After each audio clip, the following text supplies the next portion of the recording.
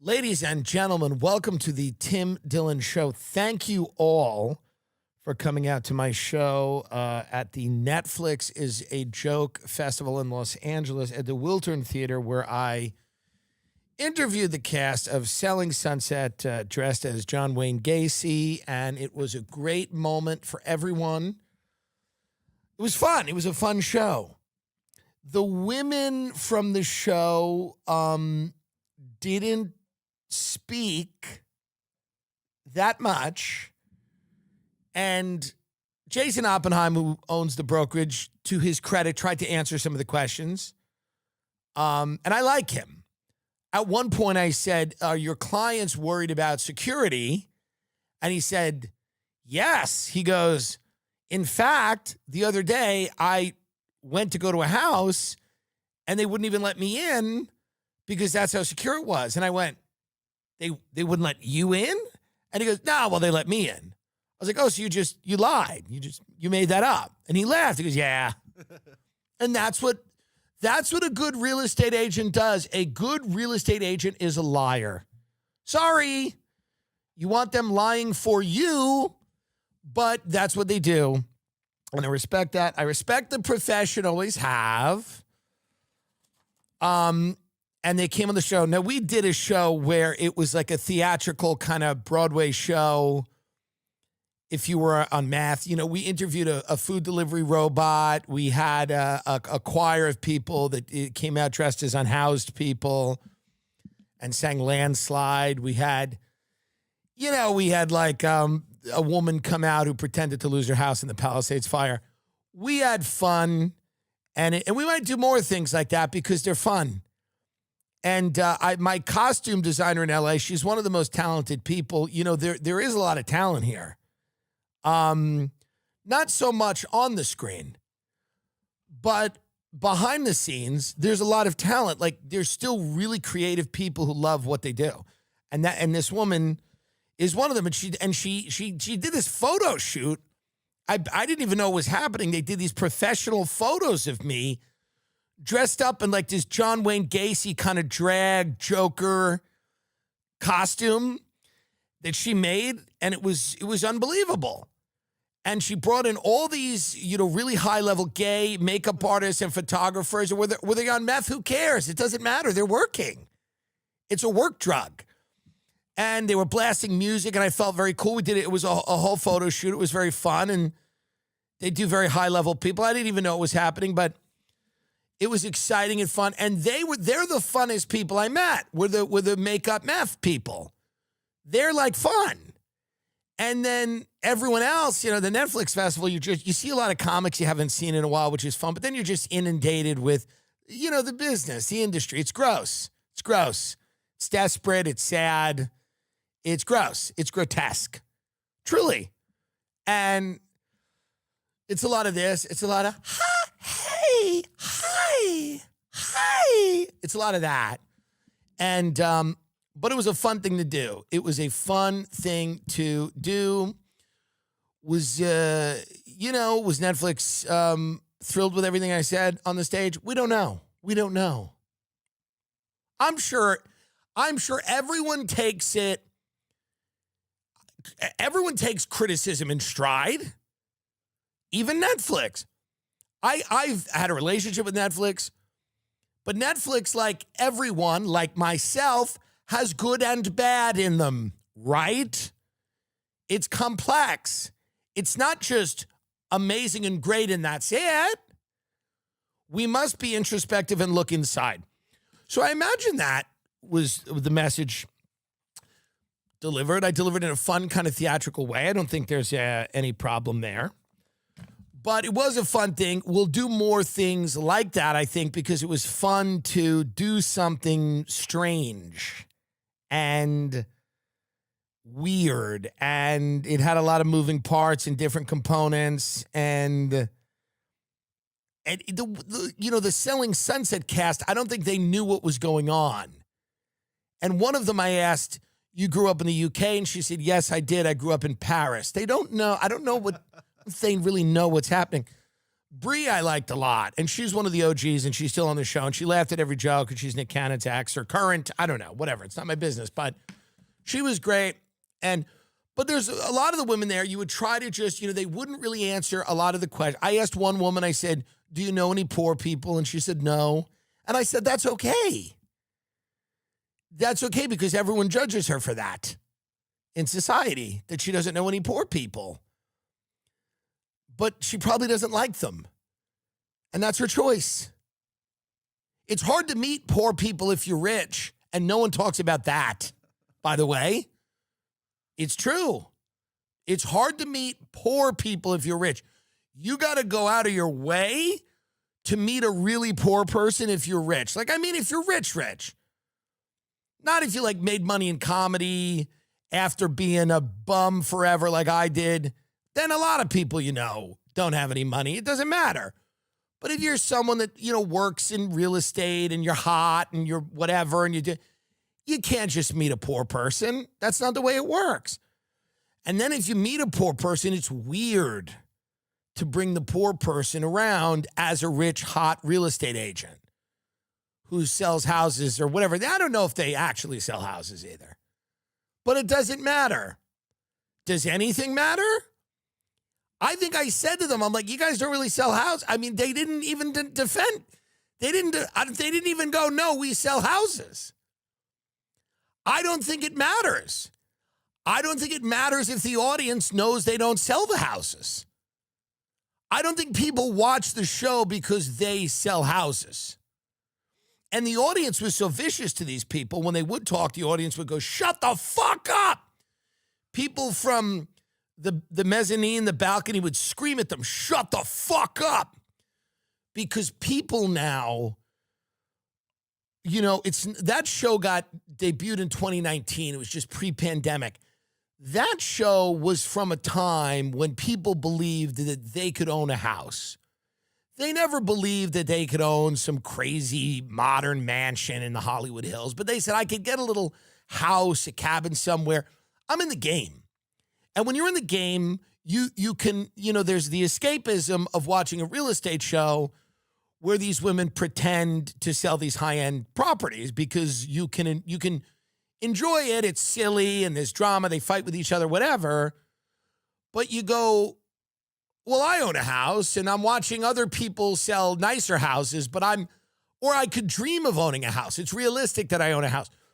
But now that owning a house has become incredibly tough, I think that era of entertainment, that era of voyeurism is actually going to decline.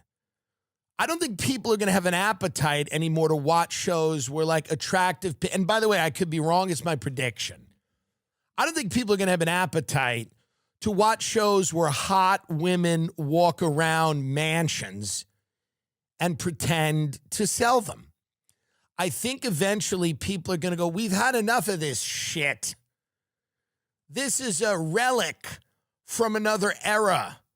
We can't even imagine owning something, and we're pissed about it, and rightfully so, and we're not going to watch these bitches, walk around in 6-inch heels on a marble floor. It takes on a new meaning when people are fucked. So I think, but I do appreciate them coming on, and they were lovely people backstage. They were very nice. They didn't answer the questions. That's fine.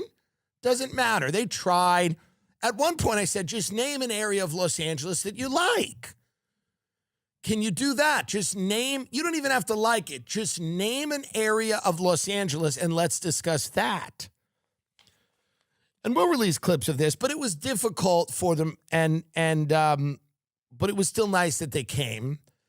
And, a lot of things are changing. I read this article in the New York Times. You can grab this, that Meta, which is this mega company owned by Mark Zuckerberg, Facebook, Instagram, they dumped $80 billion, I think, into this metaverse idea.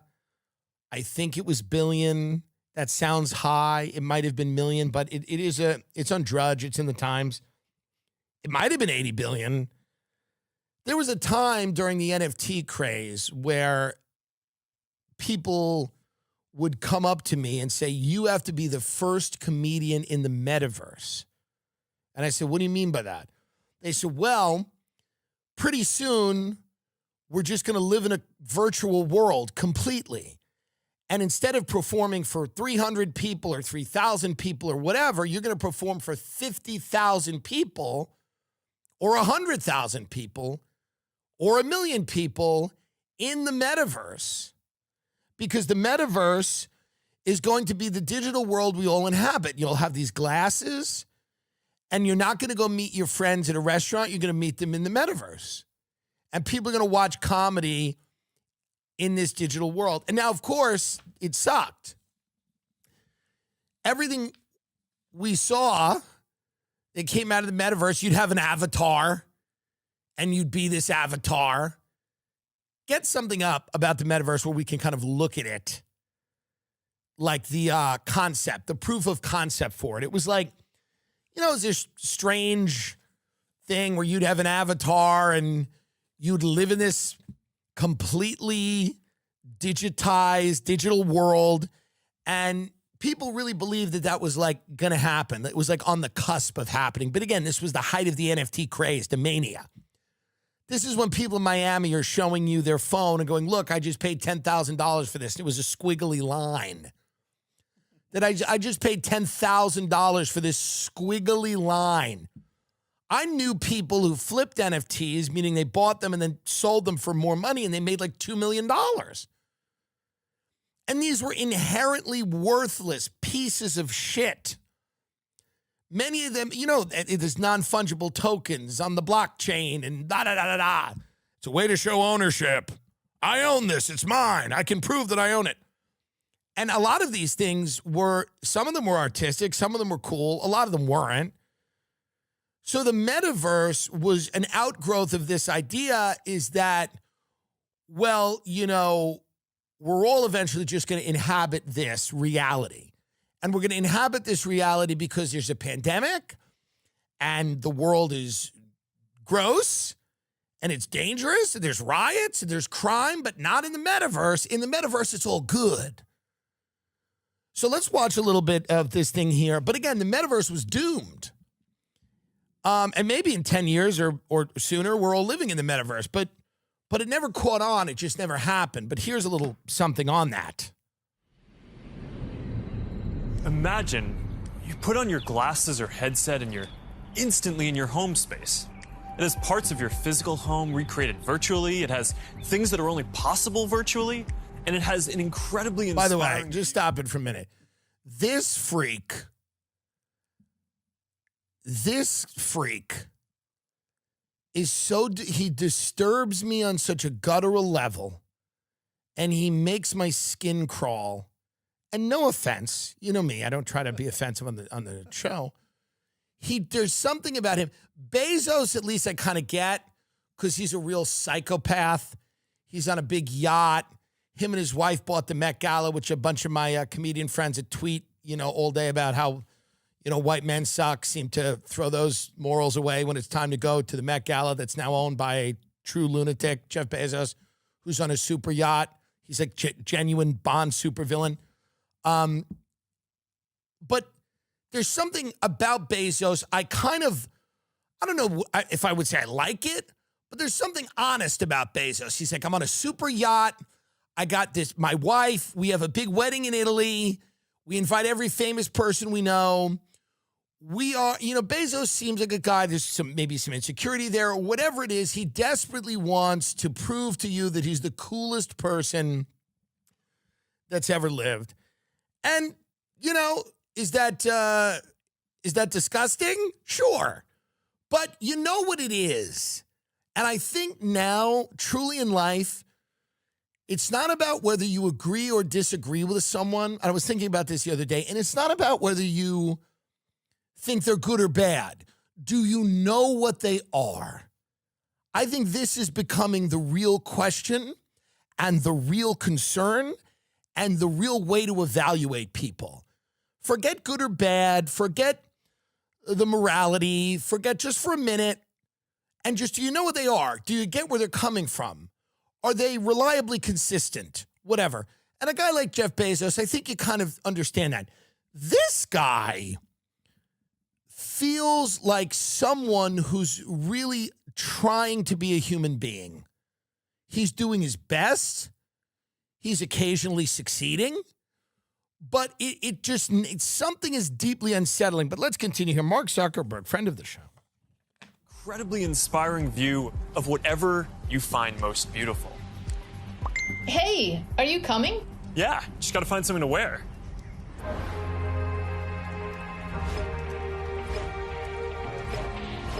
All right, perfect. Oh, hey, Mark. Hey, what's going on? Hi. Mark. What's up, Mark? Whoa, we're floating in space?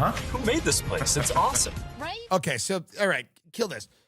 Just to give you a refresher course of what the metaverse was. Now, find this article here where it is his New York Times article about Facebook dying.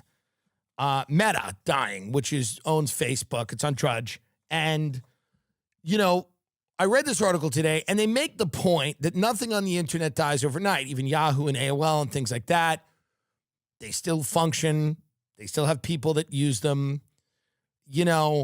Facebook, I don't know anyone on Facebook. We can sell a lot of tickets on Facebook. We post probably content from this show on Facebook. Facebook's now settling lawsuits with people because it's now proven that Meta's algorithm has, driven people, I think, to kill themselves and stuff.